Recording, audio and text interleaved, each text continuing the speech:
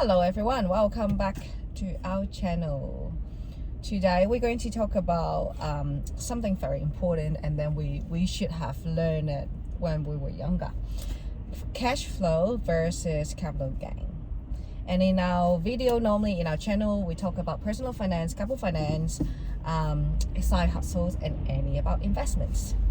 If you like this type of content, don't forget to subscribe, comment. That would be muchly appreciated. So when you started investing, there's bound to be two things coming into mind. You're either going to have the cash flow, or you're going to look at the long-term gain. Capital gain. So what I meant by cash flow is like, is this going to provide me income more than what your expense is going to be in a property world? Yep. So usually, let's say if you have you buy a house, a mortgage repayment of say $300, but your income is $500. Yep. So that means you have a cash flow surplus of $200. Or the other option would be like the same thing, $300 with mortgage repayment, but your expenses is $300, but you're not going to get any cash flow, and your income is $300 as well. Sorry. So that means you're expecting the growth on the capital growth. Yeah. But you cannot realize that capital gain or any gain till you have to settle it or realize that profit. Yeah, to realize the profit in the property world, mean you have to sell the property. But when you sell it, there are other costs that associate with it. And if you think that you're winning, do you really win? I don't know. But anyway, when we first started our financial freedom journey, we were mainly focused on capital gain only. I remember first I started buying individual share. That's how I started. I only care about capital gain. Each day or every single week I check, oh, it's growing. So I sold the stock and then use that money to invest in property. But then now if I can, I'll change my strategy. If we to do it all over again, I mean. Yes, if I can do everything again, I'll change my strategy. And what would that be? I will be buying, invest in something. I won't say buying what, because it's to everyone's different. Yep. Based on your strategy or what you know or you're comfortable, you can trade share, you can trade ETFs, you can do in properties. But I'll do is something that, yes, maybe growth, but mainly I'll look into cash flow. So previously, from our experience, we look at capital gain all the time. As of our investment journey, we realized cash flow is more important than capital gain. Because what we realized, we heavily invested in something capital gain, and we are wealthy in assets wise, but we're cash poor.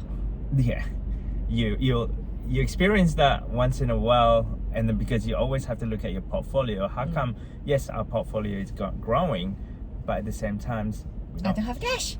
How come we don't have any cash? How come I still have to work so hard and I cannot reinvest? Yeah, so we sort of have to change our way of thinking. I mean, it's not a bad thing.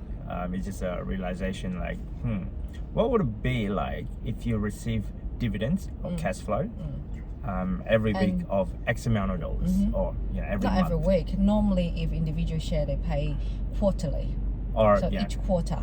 Each quarter, it's what is it? The other one is monthly that we've seen. Yes. The research that I found ETF, out. Yeah. So what would it be like if you can earn your yearly wage based on dividends or repayments? So it's just same as our passive income from our property, because before we were trying to get capital gain, but then it didn't work out. It draining our cash flow, and we have to use our income to support the properties. So we turn it over to positively yield or cash flow. Yeah. So we generate income and then use that income to reinvest in other. Because for us, cash flow is more important. Cash flow, if you have surplus of $100 per week in a certain investment, let's say, so if you have 10 different vehicles that generate $100 a week, so that's equivalent to $1,000 a week. That's how we we look at it like how much would it cost, depending obviously on the investment. You know, some people require to have, you know, hundreds of thousands or so in order to generate that amount. I think it also depends on your risk tolerance. Yep. There are strategy you can borrow money, and then like typical property investing, you borrow money and then the income you generate can cover your cost, and then you will receive some income as well. But then now we have 2 little kids, and we trying to be more debt-free. risk observed. low risk. Our risk tolerance is very low. Very low. Now. So we try not to borrow any money. We try to use our own capital versus leveraging. Yes. So if you're, I guess, in a property world, if you're on a mortgage, get a mortgage for your investment vehicle, so that means you're leveraging debt.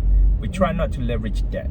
We try not to do that, because I realized that you sort of like pull and push type of thing. It's like a tug of war between try to leverage debt and do a capital gain. Yes. So in ideal world, it works beautifully. But in theory, in theory, yeah, okay. In theory, it like looks an good. ideal world. So let's say interest rate remain the same. You fix it. Your tenant rent your place forever. Yep, and the rental income goes up. Yes, and the capital gain going up as well. It covers everything in terms of your mortgage repayment, the admin costs holding the property, and every week or every month, the rent goes up, and they stay every there. year, not every month. Every year, and the tenant stays there for over 30 plus years. There's no maintenance to do. There's no renovation, no wear and tear. Yeah. That would be in an ideal world, but I realize that is typically what you see when you see a package. Yes. So, and then reality hit, it's all different. But it's same as investing in stock as well. But the thing is, investing in stock, you cannot control anything. You just go with the flow. Yeah. And let the business do its thing. So after experiencing, I guess, the start with micro investing, we sort of like open up a lot different account. Yeah, we're looking into currently we first invested in Spaceship and Race, but then now we see currently no return is all negative because of the market. Yeah. But then we're looking into more in depth and then be a proper investor. So then we look into ETF. Wait, were we a fake investor? We were just trying and then use a small capital because it is a new investment strategy for us, so we just want to try it. But then now we're thinking, okay, ETF is the way for our strategy. We're thinking individual stock, but still, it's return. Risky. Return is high return, high risk. So we're not doing individual stock, so we're looking for ETFs. We did in Vanguard. We got, I think, 3 ETFs with Vanguard, and then 4. The last one was high yield, also, which means they're paying dividend every quarter. Okay. The return, I did a calculation, is around 4 to 5% per year, which is pretty good. And then now but that one is only in Australian stock market. So now we're looking into international one. Yeah, because I've started receiving dividends in my CommSec pocket, because in the beginning of my journey, like, I didn't know which CommSec pocket or product. ETF or what to trade, what to invest in. And from my journey, after putting down I guess every single product on CommSec pocket, mostly they rely on capital growth, which is like future value. You buy $1 today and then tomorrow become $2.50. So that means if you realize that, then that means you don't have that vehicle anymore if you cash them out. Yep. And then there's 1 or 2 where actually they give you dividends. Actually, I think it's just 1 dividends. The high dividend or high yield, I can't remember. There's ETF.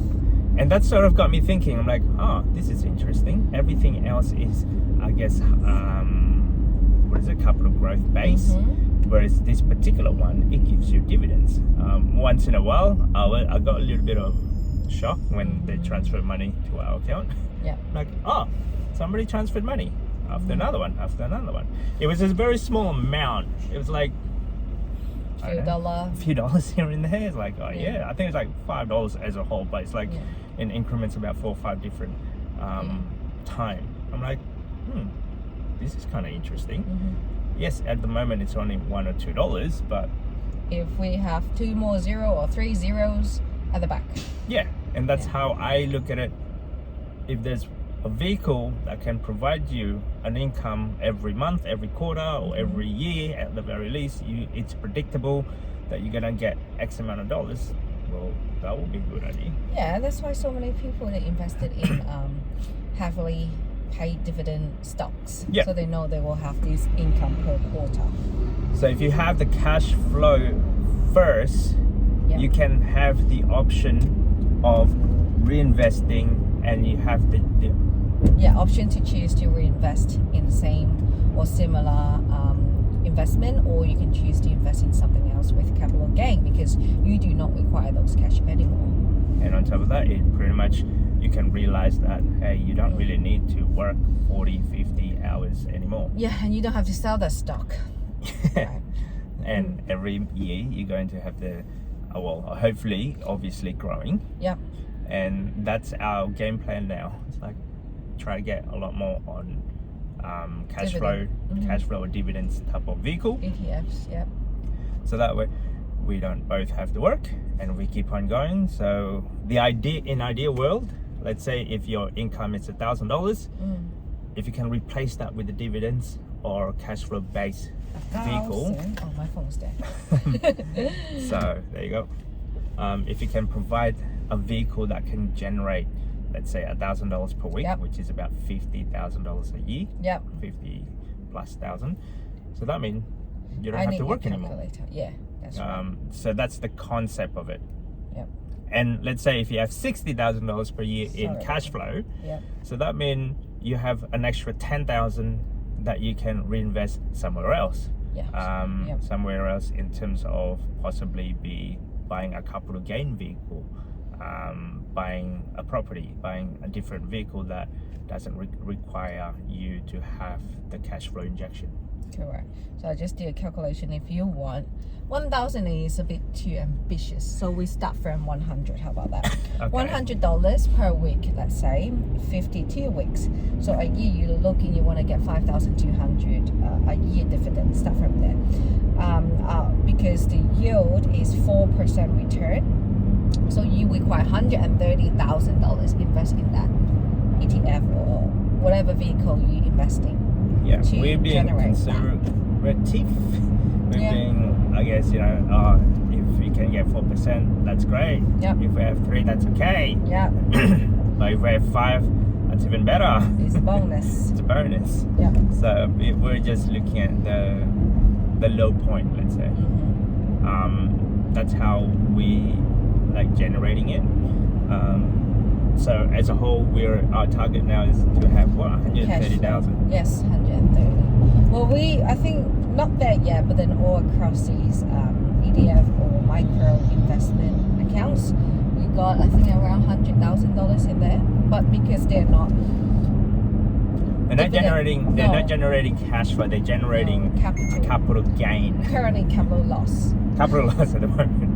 So we'll see how we go. Yeah, so, that's our current strategy. And we're looking at, obviously this is not going to be a short term. We're looking at long term.